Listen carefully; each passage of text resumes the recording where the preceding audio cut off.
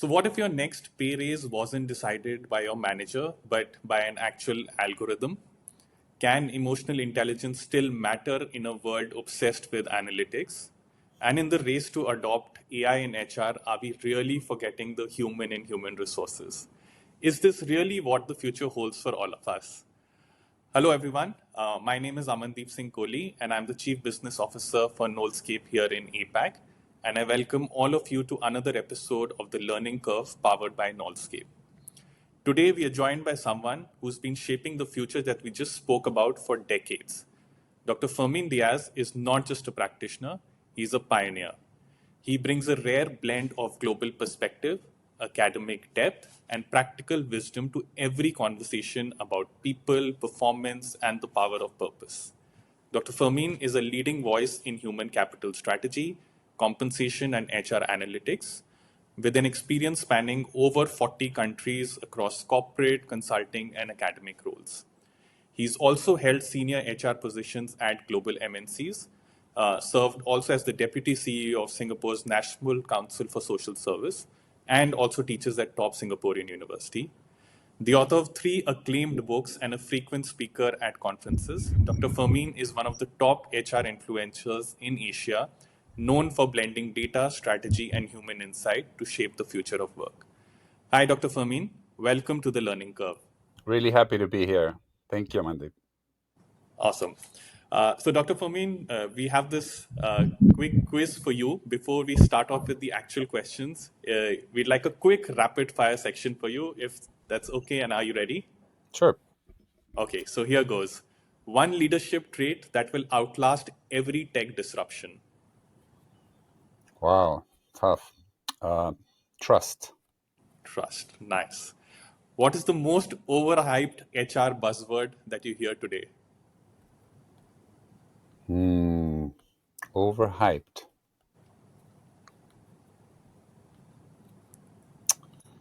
I think we're entering an era of HR where the one thing that I think needs to go is the current way that we do performance management. Okay. So I'm not sure it's overhyped, but it's definitely okay. Let me be more crisp. Merit pay increases. Merit pay increases. Okay. Yeah. We'll talk about that a little more as we go along. Yes. But your next rapid fire question, if you had a superpower and you could learn one skill overnight, what would that be? Agentic AI. Gentic AI. That's something on my wish list as well. So that makes two of us. One mistake that taught you a great lesson. Wow, only one? Only one. On a professional basis, I made very many mistakes, but one of the mistakes I think I will never make again is thinking that increasing variable pay will increase performance. Okay. Nice. Great. And the last rapid fire question, Dr. Fermin, is one book that you would recommend to all our listeners. Oh, everybody should read. Oh, one I'm going to restrict, but okay.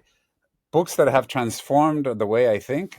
Number one on my list right now is Thinking Fast and Slow by Daniel Kahneman. Nice. That is a formidable book. I read it maybe 10 years ago when I was doing my PhD, and it completely changed the way I approach motivation and compensation. Yes. Awesome. Great. So there you have it, listeners. One book that Dr. Furman recommends is the one by Daniel Kahneman. Yes. Great. That was a wonderful rapid fire section, Dr. Furman. Let's move on to a more detailed discussion, right? So, of course, before we set up this podcast, I did quite a bit of stalking. So you might have seen me visiting your LinkedIn profile, etc. I found two really interesting things about you. Okay. One is that you're an avid marathon runner. And second is that you actually taught yourself multiple regression. So my question is, what do you like to run more? Is it data models or marathons? I actually spend probably more time crunching numbers than I do crunching the pavement, simply because I only run 4 times a week, whereas I probably crunch numbers just about every day. So yeah, there you have it. Wow. You're giving us really high goals to achieve. Even 4 times a week is something I really wish I could do. Yeah, I already signed up to do my next marathon in 3 months' time in Sydney. Wow, that is serious motivation. Uh, Great. Great. Moving on to, more slightly more, I would say formal questions. You've obviously worked with organizations across 40 plus countries. In fact, I was reading somewhere that's actually now 90 countries. Is that correct? 90 that I have visited, but 42 or 3 now that I have actually done work in. Oh, wow. Yeah. Okay, great. So obviously, that gives you such a wide angle lens. If you had to zoom out and, spot some of the big shifts that are shaping HR globally, what are some of the patterns that you see emerge again and again over time? You know, I find that this is the most interesting time in all of my 40 plus years of doing HR to be in HR. The pandemic already made it such that HR took a forefront position. Um, but the amount of change that we're going through today, mostly technology inspired, but also because of the economic and geopolitical turmoil that we're going through, the attacks that you're seeing now on diversity and inclusion coming from the West, um, plus that the rapid implementation of AI, the development and implementation of AI, uh, which affects every employee in the organization. We've never seen anything quite like this. Yeah. We now are armed with analytics that in the recent past we also didn't have. HR used to be a profession of anecdotes, a profession of opinions, full of opinionated people. Um, Now we have data to help us along. So the transformation, I think, it's not a single thing; it's a combination of what's happening. But if I were going to put one ahead of everything else, right now, of course, is Gen AI. Hmm. But Gen AI powered with analytics. I think it's analytics and the ability to prove finally that we add value to the business through numbers is what Yeah. is making HR be different. Okay, great. And do you also see, this trend hitting differently in Asia as compared to the West, or do you think this is a global phenomena? It's a tsunami that's sort of sweeping the entire globe? It will take over. It's just that it is slower in East than it is in the West. West. The, Okay. the, the Americans and many of the European countries have already embraced the idea that the value of HR rests in how much we provide insights to the business about how they can achieve their KPIs. That we are not here solely to increase engagement and increase retention, that we are here strategically to figure out how should workforce planning be done and how do we add value to the business. Do our training programs, do our compensation programs, even does our recruiting help the business achieve business objectives? And can we demonstrate it, not just talk about it? I Yeah. think that that's where we are all headed. Now, that's going to get accelerated by AI. Got it. Got it. And you're obviously very passionate about performance reviews. With AI coming in, like you said, there is Gen AI and then there is data analytics, which is a great combination to have. Uh, but when we talk about performance reviews, promotions, compensation increases, there's also a little bit of ethical dilemma, right? Because the AI models will only capture the data that's fed into them. How do you think organizations should sort of strike the right balance between data-driven decisions and also fairness, which is not captured by these AI models, especially because it has an impact on people, etc., in such an important way? See, Amandeep, you're making two assumptions with which I disagree fundamentally. One is that people are fair, and therefore the current performance appraisal processes are fair.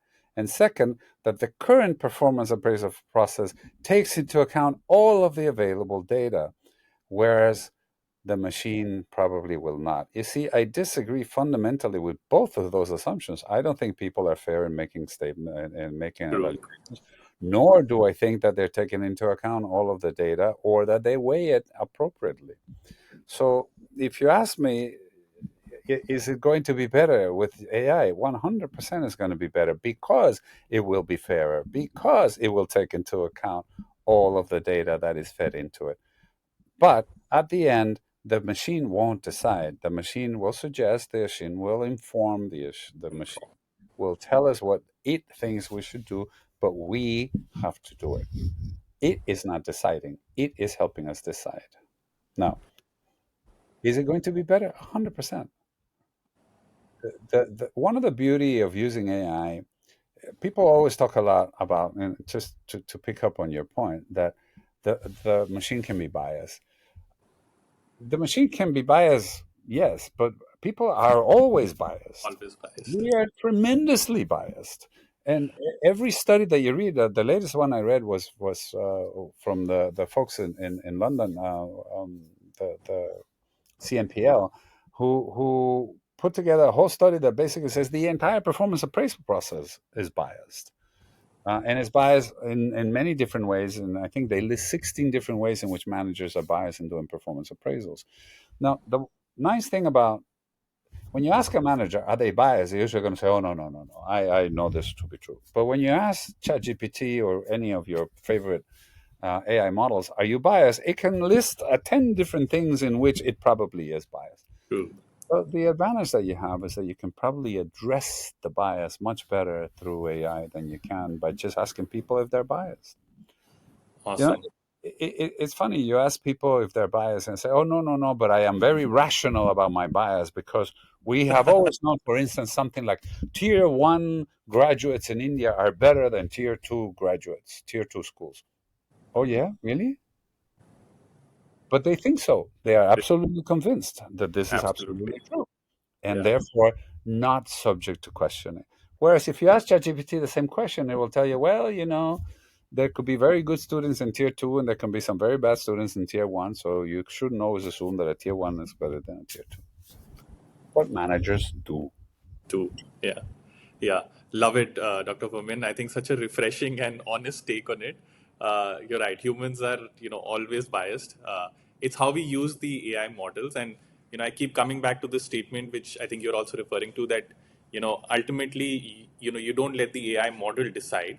You're using it like a thought partner, and ultimately it's you who's sort of using it for your benefit. So AI is not going to replace humans. It's going to replace humans who don't use AI in the right way.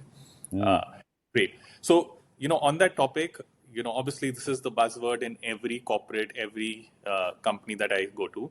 A lot of companies want to go AI first, but, they really hit a brick wall when it comes to talent. Now, based on your consulting experience, your overall work experience, what's the one challenge that, these organizations keep coming up when they try to embed AI in their day-to-day work? Is it a mindset? Is it a skills gap? Is it a leadership gap? What are your views on that? It's all of those plus a data processing gap. Plus, I think many organizations, if I were to start in one place, the ones that don't get going, the ones that are just, let's put Copilot on everybody's computer and we think we're now doing AI, right? Okay. Those are a mindset problem. Hmm. The ones that say, oh, it's terrible, it's going to replace people, those are still a mindset problem. Once they get past that, because the CEOs and the boards are all asking, how many people can we replace with AI? They're not really asking, how much better will the decisions be? They're really asking, how much can we grow without adding headcount? Hmm. Well, let's not say that we're going to fire people, but how much more can we do with the same number of people by adding AI to it? Okay, great. That's the next step. Many organizations then have gone into pilots. Let's do all kinds of pilots. And then Yeah. everybody's running around doing pilots. There's some beauty to it because then everybody sort of gets used to it, and you sort of overcome the mindset problem. But at the same time, it creates a new problem. And the problem is now that they're not integrated. Hmm. So just think of HR. If you let the recruiting folks, the compensation folks, and the uh, career talent development folks all start their own pilots. Eventually, what you want to have is something that we can pick a candidate, figure out how much they should be paid because of the competencies they have, with a competency model that the recruiting people and the talent management people are managing at the same time. So by the time you sort of get done, you realize that these pilots should have been integrated pilots Yeah. as opposed to standalone pilots. Yeah. And so what I'm seeing now is that all of these people that have all these pilots running around, they have having a hard time integrating them. Yeah. The other part that many HR people suffer from is our data is never clean. In the end, I've decided to not fight this fight. I've decided to do data jujitsu, which means the data is never going to be clean. So let's just work with the data we have. And Yeah. we clean it as we go, as opposed to let's clean the data to then get started. Got Because it. 2 years later, you may still be in the process of cleaning up the data and never getting started. Yeah. Well, that's a data problem. So the integration is a systems problem. The data is a data management problem. And then the last bit, at least from an HR point of view, um, the change management that is required is massive. And somehow we still think that AI is an IT problem. Problem. It isn't.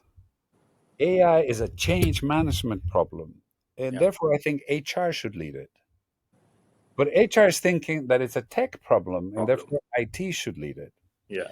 So we either come to terms to this and we agree that it's a joint project, or as I've seen a couple of companies do now, Moderna and Grab here in Singapore, where the head of HR now handles IT as well, As well. Yeah. because the new IT frontier is no longer going to be anything other than AI. So Yeah. yeah. Very interesting, and I would say very very in line with what I was doing. So last week I was in Malaysia and I was talking to this massive insurance company spread across the globe, and we were just generally talking about what are the challenges you're facing. And this head of people said the same thing, right? We have legacy systems. We have one for performance management, we have one for HRIS, we have one for talent acquisition. The problem, we have one for learning. The problem is none of them talk to each other. To each And these other. are legacy systems. And now their hope is that with AI coming in, somehow all of these will start talking. Uh, so I drilled a little deeper and asked that, hey, what are you doing to make sure that these are integrated? And his answer was, oh, this team in London is running this pilot project on performance management. This team here is doing it, and they were still doing it in isolation. So absolutely bang on. Great. I learned a new word, data jujutsu, right? That's something for me to take away. Good. Awesome. You've also authored a book called Fundamentals of HR Analytics, Correct. where you sort of bridge theory and practice quite well. For an organization that's, just starting their analytics journey, where do you think they should begin? What should be the pitfalls they should avoid? Any guidance you have for them? Um, okay. Many organizations get stuck in the data problem, so Problem. I've already covered that. The next issue is what do you do next? Um, the continuum of analytics is like this. You want to go from nothing to at least some reporting. So your first step in analytics, if you really haven't done anything before, is to start producing dashboards. Now, the watch out on that is don't get dashboard happy. Um, Make sure these are dashboards that people are going to use, that people need, and that people are requiring. Got it. So just to produce dashboards on our current rate of turnover is 15%, and it's 16% for women and 14% for men. It's informative, but it doesn't drive anybody to make any decisions. Yes. Yeah. So the only thing I would say is don't get too enamored with now I'm doing dashboards, therefore I'm doing analytics. Get focus always on how will people use this to make decisions. Decisions. Um, much interesting to me is to start doing analytics that links HR variables to business outcomes. Mm. So, in very simple terms, you will remember your maths, a simple equation of a straight line, y equals a plus bx, Correct. where x is the slope of the variable that you want to use, and y is what you're solving for. Okay. My point is this: all of the x's in your equations should be HR variables. Should be Mm. about training, should be about engagement, should be about time since last promotion, should be about pay against midpoint, should be about how long have they been in the company, should be about degree, where they had it, whatever you think in any way, shape, or form has an impact on business outcomes. But that why that you're solving for should not be engagement or Mm. turnover. It's what I see a lot of organizations doing. That why should be revenue, profit, customer retention, customer satisfaction, the things that the business cares about, Yes, about. quality, time to deliver, whatever it is that the business is trying to improve. How can we in HR help the business do what strategically they're trying to do? I Mm. find that too many of us in HR end up talking to ourselves. And it's a bit like this. We do projections on who is going to quit. Okay, great. Ideally, though, what we should be doing with that is going to the business and saying, I think this person is likely to quit with a 50 or 60% probability. And therefore, I have done all of these other things to improve your productivity. So I've already got your job requisition ready. I've already started the process of talking to agencies. I've already reviewed our talent acquisition system. Here are the CVs that we have. So that if that person quits, in the next 3 months, like my model is forecasting, you already have some candidates in the pipeline. So Right. you don't lose productivity, but you don't make it about turnover. Instead of Mm. going in to say, you should do everything in your power to retain that person, that may not be the right answer. The right answer might be that person is likely to go, let it be. Here are some actions that you can take. You can take. So the moment we start thinking in terms of achieving the business outcomes, Yeah. as opposed to achieving the HR outcomes, things Outcomes. change. Too many of the line people, in my experience when I was running HR, too many of the line people resent that HR wants them to worry about engagement and retention. We in HR, we tell them, oh no, the last mile of HR is the front line. Mm. Therefore, you are responsible for engagement and retention. But they don't have engagement and retention in their KPIs. What they have is dollars and cents, Dollars. Yeah.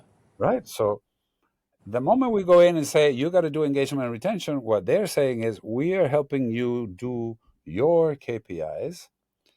Why don't you help me achieve my KPIs? Mm. So I think that's a fundamental shift in how we Shift. approach Yeah. analytics. Got it. Got Do it. your Y variable as a business variable and your X variables as HR variables to show that we can help. Got it. Got it. Great. And Dr. Famin, if I just take that analogy and translate it into the learning function, right? We've spoken about this for, I think, ages now. Is that a lot of learning leaders still focus on how do I drive engagement in learning programs? How do I get people to utilize or consume these many hours of content?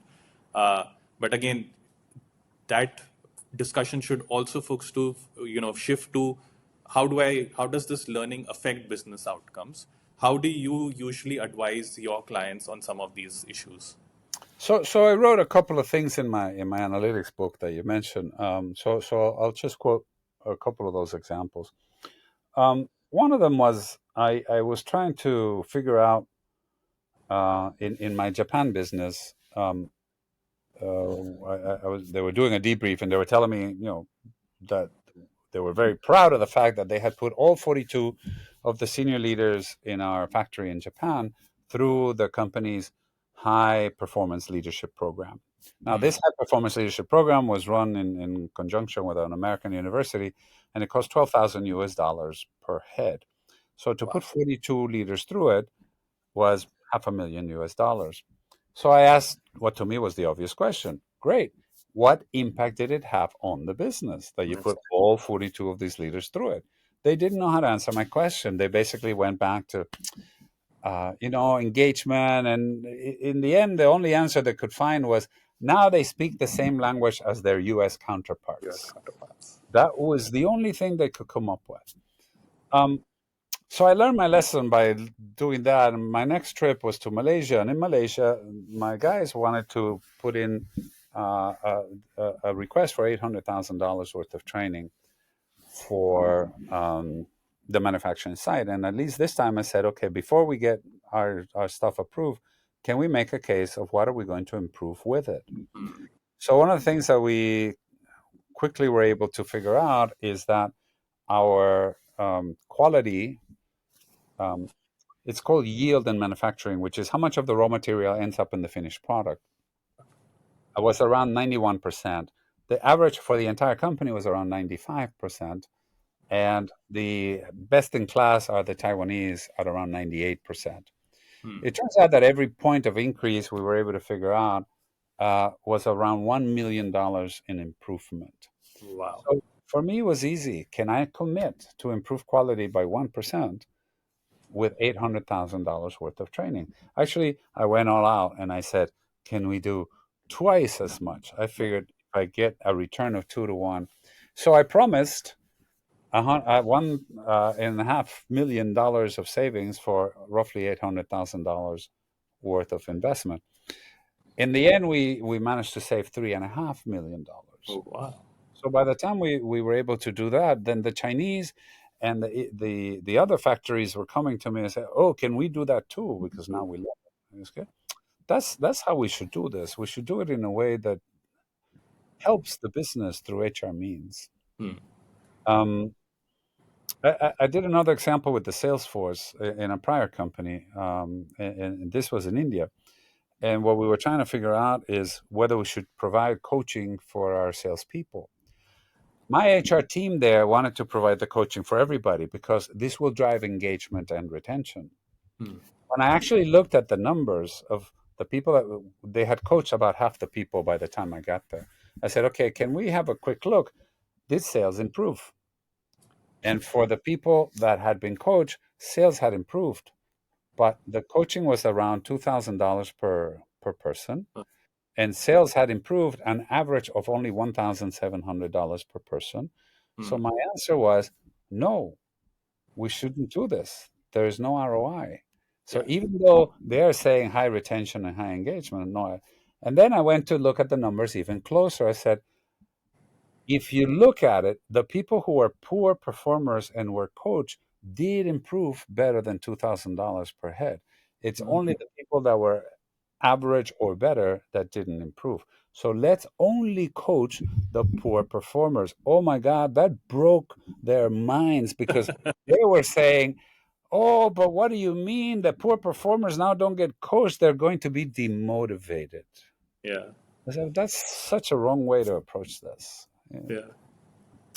So yeah, that's what I mean. Analytics combined with this kind of mindset is powerful, and it doesn't have to be very complicated. The point I make to the entire book is analytic is not for people who are deep scientific, statisticians.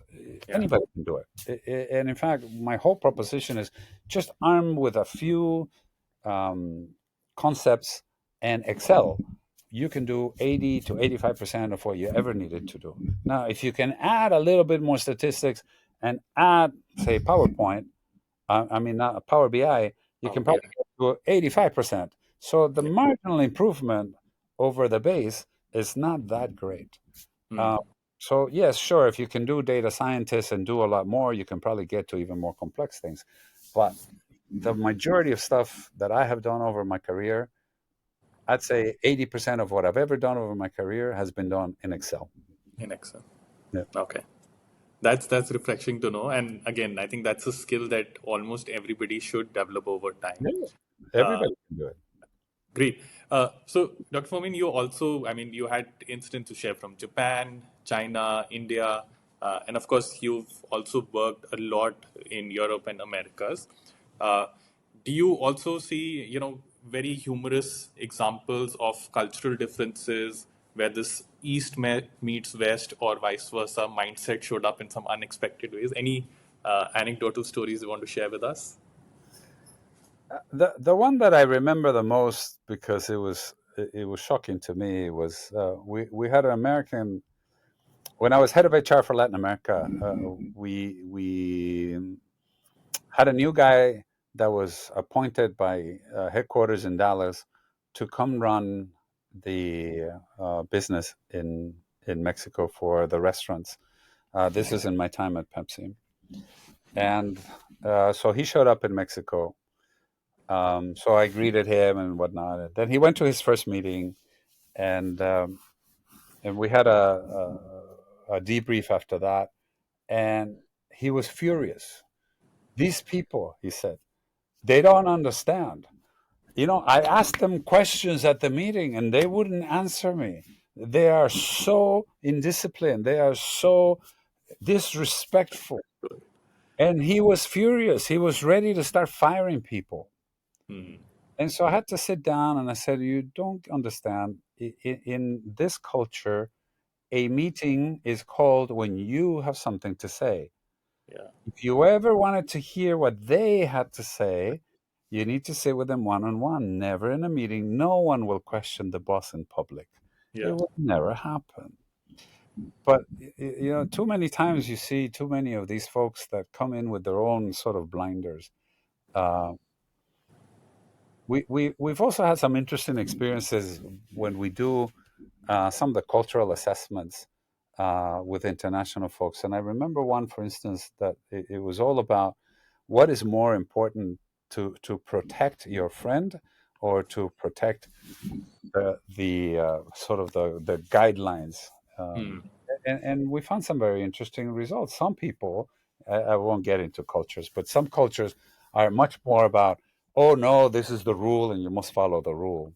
Whereas some cultures are more like, no, no, no, I know that's the rule, but you see, my family or my friend or my. So, and so one of the things that is interesting is that each group thought that the other group was completely out of place. Bonkers. Like, Yeah. oh my God, how can they think like that? So that was an interesting exercise that we did.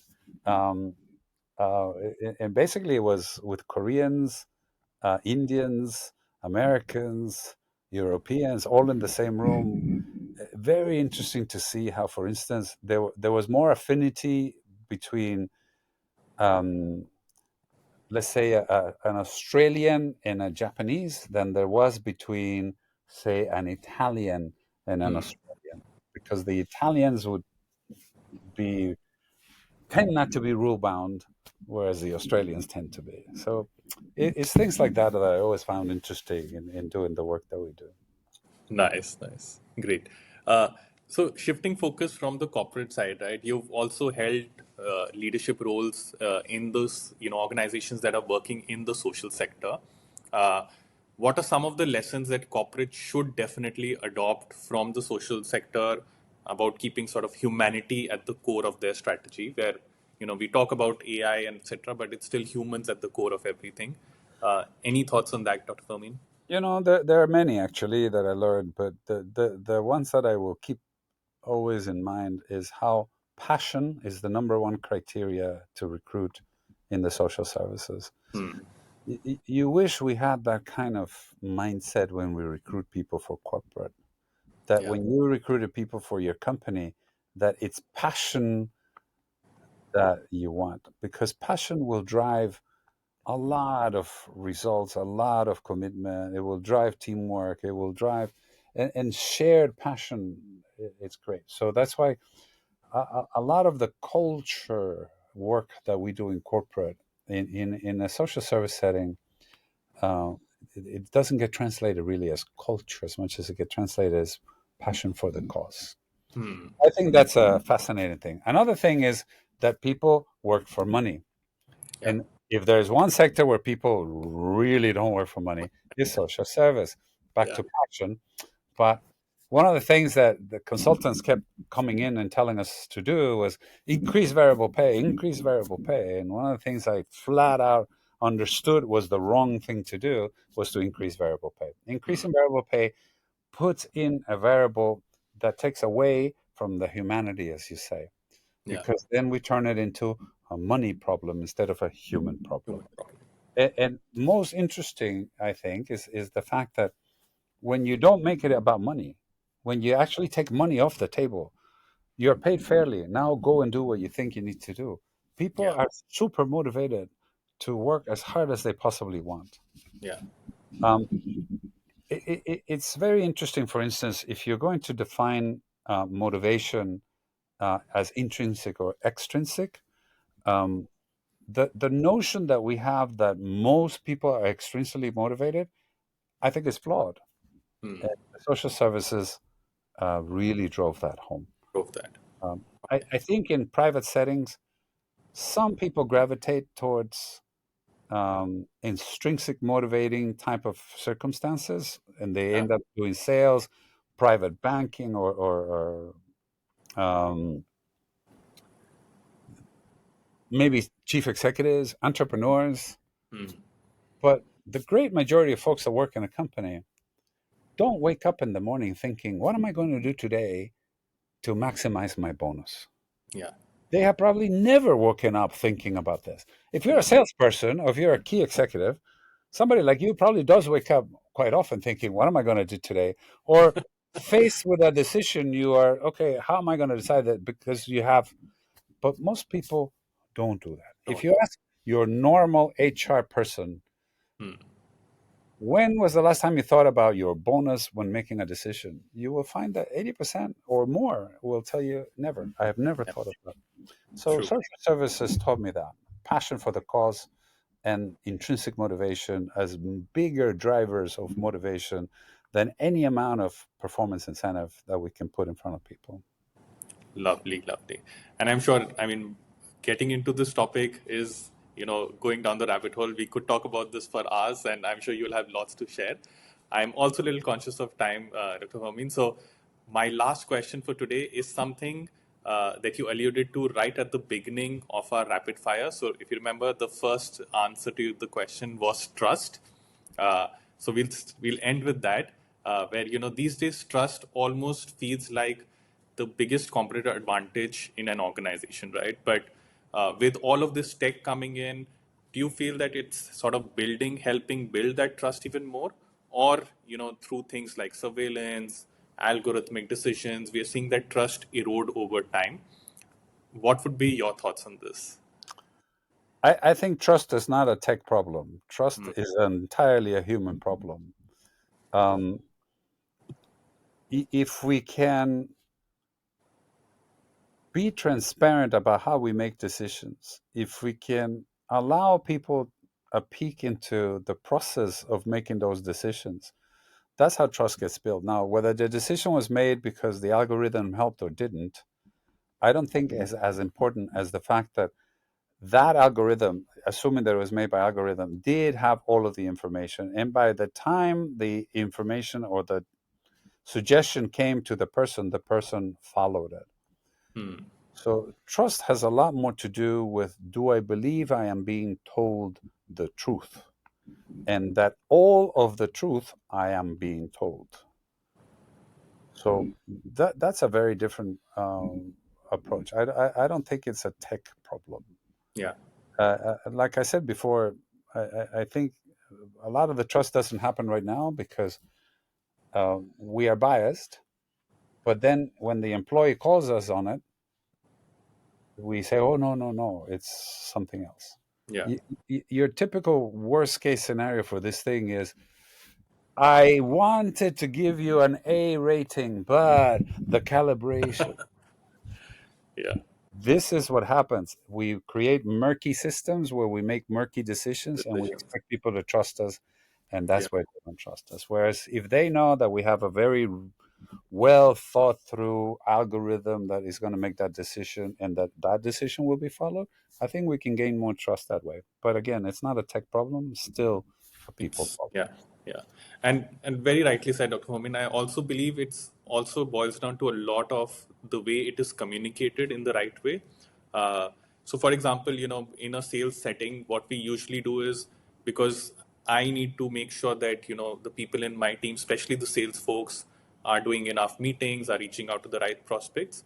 We've enabled tech where sort of their emails, their calendar is integrated with our CRM systems, Hmm. uh, and we get all of those insights, right? But how a typical sales rep would see it is that it's like Big Brother watching over you.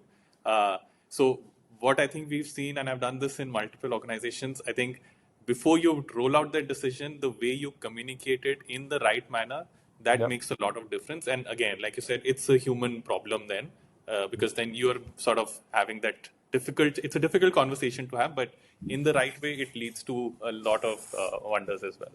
Correct. I agree 100%. Awesome. Great. So, Dr. Fermin, this was such a rich and energizing conversation. Thank you for not just sharing these insights, but also your personal stories, reflections. And I'm sure this will really resonate with our listeners. Uh, for everyone else tuning in, thank you for joining us at the Learning Curve. We'll be back soon with another episode on more conversation on what it takes to build future ready leaders, organizations, and workplaces. Until next time, take care and keep learning. Thank you, Dr. Furman. Thank you, Amandeep. Thank you, everyone, for listening.